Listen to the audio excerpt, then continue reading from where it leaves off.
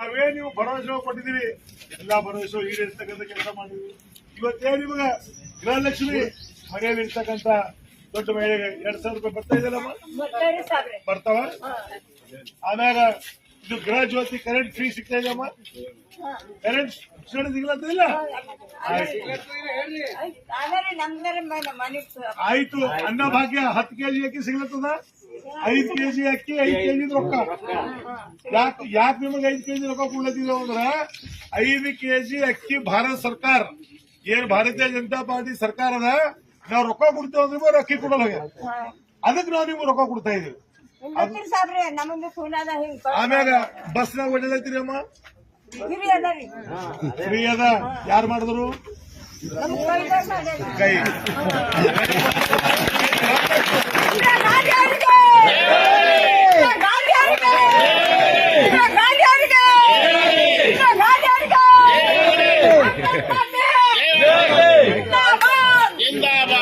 ಆಮ್ಯಾಗ ಯುವ ನಿಧಿ ಇವತ್ತೇನು ಡಿಗ್ರಿ ಹೋಲ್ಡರ್ಗಳಿಗೆ 3,000 ರೂಪಾಯಿ, ಇವತ್ತೇನು ಡಿಪ್ಲೊಮಾ ಪಾಸ್ ಆಗಿರೋದ್ರಿಗೆ 1,000. ನೋಡಿ ಪಾಪ ಆ ತಾಯಿ ವಯಸ್ಸಾದ್ರೂ ಕೂಡ ರಕ್ತ ಹೆಂಗ ಇದು ಆಗ್ತಾ ಇದೆ.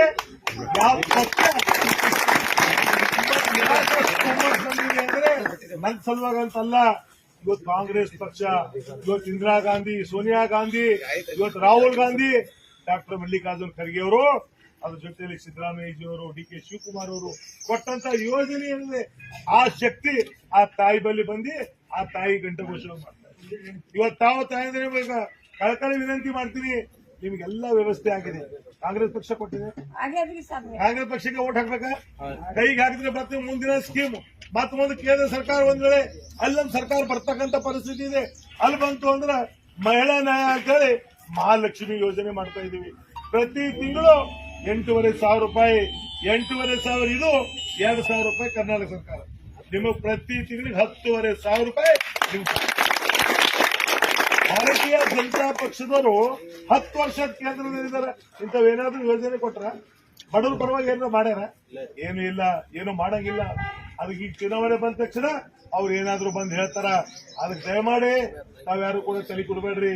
ಕಾಂಗ್ರೆಸ್ ಪಕ್ಷಕ್ಕೆ ಡಾಕ್ಟರ್ ಮಲ್ಲಿಕಾರ್ಜುನ್ ಖರ್ಗೆಜಿಯವರು ಕೈ ಬಲಪಡಿಸಬೇಕಾಗಿದೆ, ಸಿದ್ದರಾಮಯ್ಯಜಿಯವರು ಕೈ ಬಲಪಡಿಸಬೇಕಾಗಿದೆ. ತಾಯಂದ್ರೆ ಯಾರು ಬಂದ್ ಹೇಳಿದ್ರು ಏನು ಕೇಳಕ್ ಹೋಗಬೇಡಿ. ನಿಮ್ದೊಂದೊಂದು ಓಟು ದೇಶದಲ್ಲಿ ರಾಜಕೀಯ ಬದಲಾವಣೆ ಮಾಡ್ತಕ್ಕಂಥ ಆ ಶಕ್ತಿ ನಿಮ್ ಕೈಯಲ್ಲಿದೆ. ಇವತ್ತು ನಾವು ನೋಡಿದ್ರಿ 2023 ಚುನಾವಣೆಯಲ್ಲಿ ನಾವು ಅಲ್ಪ ಮತಗಳಿಂದ ಸೋತಿರ್ಬೇಕು. ಇವತ್ತೆಲ್ಲ ಪರಿಸ್ಥಿತಿ ಏನಾಗಿದೆ ಎಂಬುದು ಏನಾದ್ರೂ ಕೆಲಸ ನಡೀತಾ ಇದೆಯಾ? ನಿಮ್ ಭಾಗದಲ್ಲಿ ಏನಾದ್ರು ಅಭಿವೃದ್ಧಿ ಆಗ್ತಾ ಇದೆಯಾ? ಏನು ಇಲ್ಲ. ಅದಕ್ಕ ಈ ಕೊಳ್ಳು ಭರವಸೆಗಳಿಗೆ ನೀವು ಹೋದ್ರು ಕೂಡ ಅವ್ರು ಇದಕ್ಕೂ ಹೇಳಕ್ ಹೋಗಬೇಡಿ. ಕಾಂಗ್ರೆಸ್ ಪಕ್ಷಕ್ಕೆ ಕೈಗೆ ನಿಮ್ಮ ಊರಲ್ಲಿ ಕೂಡ ಹೆಚ್ಚಿನ ಮತ ನಾನು ಯುವಕರಲ್ಲಿ ರಿಕ್ವೆಸ್ಟ್ ಮಾಡ್ತೀನಿ. ತಾವು ನೋಡಿ, ಯುವಕರು ಕೆಲವರು ಏನಪ್ಪ ಮೋದಿ ಏನಾಗಿದೆ, ಏನ್ ಕೆಲಸ ಆಗಿದೆ? ಆಯ್ತಪ್ಪ ಯುವಕರು ನೀವ್ ಹೇಳಿದ್ರೆ ನಿಮ್ ಸಂಘ ನಾವು ಬರಬಿ ಏನ್ ಮಾಡ್ಯಾರ, ಏನ್ ಕೆಲಸ ಆಯ್ತು, ಏನ್ ಬದಲಾವಣೆ ಆಯ್ತು, ಏನಾದ್ರೂ ನಿಮ್ಗೆ ಸಿಕ್ಕಿದ್ಯಾ?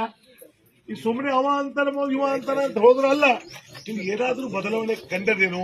10 ವರ್ಷ ಅವ್ರಿಗೆ ಕೊಟ್ರಿ, 10 ವರ್ಷದಲ್ಲಿ ವರ್ಷಕ್ಕೆ 2 ಕೋಟಿ ಎಂಪ್ಲಾಯ್ಮೆಂಟ್ ಕೊಡ್ತೀನಿ ಅಂತ ಹೇಳಿದ್ರು. ನಿರುದ್ಯೋಗ ಸಮಸ್ಯೆ ಇದೆ ದೇಶದಲ್ಲಿ, ಉದ್ಯೋಗ ಕೊಡ್ತೀನಿ ಅಂತ ಹೇಳಿದ್ರು. ಏನಾದ್ರೂ ಆಯ್ತಾ? 10 ವರ್ಷ ಆಯ್ತು, 20 ಕೋಟಿ ಉದ್ಯೋಗ ಸೃಷ್ಟಿ ಆಗಬೇಕಾಗಿತ್ತು, ಏನು ಮಾಡಿಲ್ಲ. ಇವ್ರು ಯಾರಿಗೆ ಸಾಲ ಮನ್ನಾ ಮಾಡ್ಯಾರ ಅಂದ್ರ ಅಂಬಾನಿ, ಅದಾನಿ, ನರೇಂದ್ರ ಮೋದಿ, ಇವ್ರಿಗೆಲ್ಲ ಎಂತೆಂಥವ್ರಿಗೆ ಮಾಡ್ಯಾರ ಅಂದ್ರ ಎಷ್ಟು ಕೋಟಿ ಮಾಡ್ಯಾರ? 16 ಲಕ್ಷ ಕೋಟಿ ಅವ್ರಿಗೆ ಮಾಫ್ ಮಾಡ್ಬಿಟ್ಟು ಇವ್ ಬಡವರಿಗೆ ಕೊಡ್ರಿ ಅಂದ್ರೆ ದೇಶ ಮೇ ಪೈಸಾ ನೀ ಅಂತ ಲೆಕ್ಕ ಹಾಕ್ರಿ. ಅದಕ್ಕೆ ದಯಮಾಡಿ ತಾವೆಲ್ಲ ಕಾಂಗ್ರೆಸ್ ಪಕ್ಷಕ್ಕೆ ತಮ್ಮ ಅಮೂಲ್ಯವಾದ ಮತ ಕೊಡಿ, ಕೈ ಕೊಡಿ. ನಿಮ್ ಜೊತೆಯಲ್ಲಿ ನಾವಿದ್ದೀವಿ. ದಯಮಾಡಿ ತಾವೆಲ್ಲ ಸಹಕಾರ ಮಾಡ್ರಿ. ಇನ್ನೊಂದ್ಸಲ ತಮ್ಮೆಲ್ಲ ಕೇಳ್ಕೊಡಿ.